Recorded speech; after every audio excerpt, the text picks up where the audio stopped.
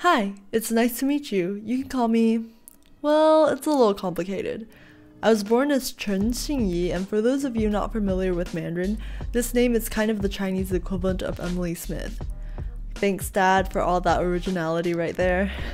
When I was about 5 years old, my family relocated from Malaysia to America, and let me tell you, that transition wasn't easy.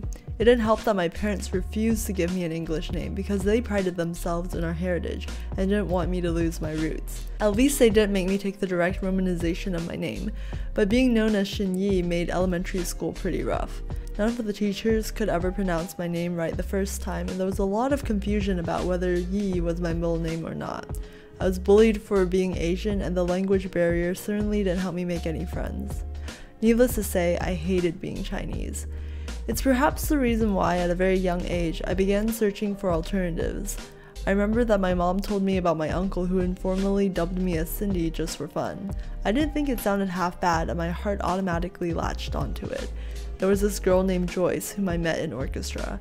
I highly admired her for her natural academic talent and violin skills, and because my name also denotes joy, I began to grow an affinity for her name as well. I was determined to find an English name which I could eventually legally adopt on my 18th birthday. At the end of elementary school, one of my friends told me a story about her friend named Nomi. I don't remember much of anything about the story itself, but the name struck something inside me. I just love the sound of that name, Nomi. It's light on the tongue and has a really nice ring.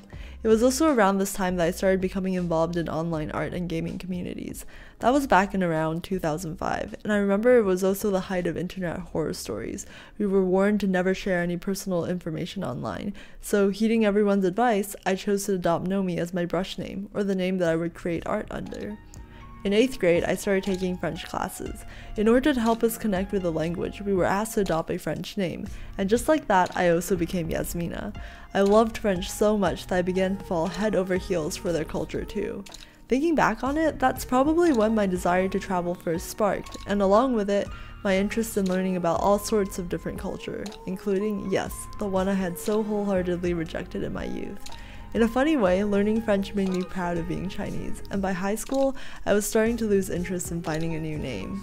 But despite the fact that my own perception of the name Xinyi improved, it didn't mitigate any of the confusion it continued to cause for everyone else. For example, when college applications came around, I saw no end to the variations of my name from schools vying for my money. From Xin to Xinyi and Shiny, I was growing more and more concerned about the legal implications of my name in adulthood. And of course, the struggles also impacted my everyday life. Like, whenever I ordered coffee, it was this whole stressful ordeal. I'd tell the cashier my name, but between me speaking it and them writing it down, who knew what they'd actually heard and how they'd spelt it? To make things worse, the barista calling the names for the ready-to-go orders aren't typically the same person as the cashier whom I told my name to. I'd have to hover close to the pickup bar and anxiously check every order that gets called just in case they couldn't pronounce my name. After one too many awkward situations, I adopted a Starbucks name, Emily, because I figured no one could ever screw that up, right? So yes, I did get my name legally changed at 18, to Xinyi. Without the space, everyone knew that Yi wasn't my middle name, and all the weird variations we saw from all those college letters ceased. Objectively speaking, the change was quite minute, but to me, it was definitely a distinctly new name.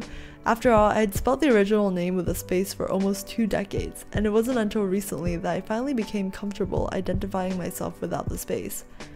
But I still do refer to myself as Xinyi about half the time, as Xinyi if I'm out with Chinese friends, as Emily if I'm at a coffee shop, and as Nomi online.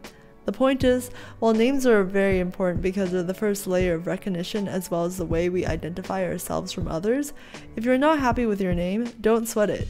You have the power to create your own names and the stories behind them. In a way, me coming to terms with my birth name is sort of an allegory of what happened with this channel and the name Piquetures.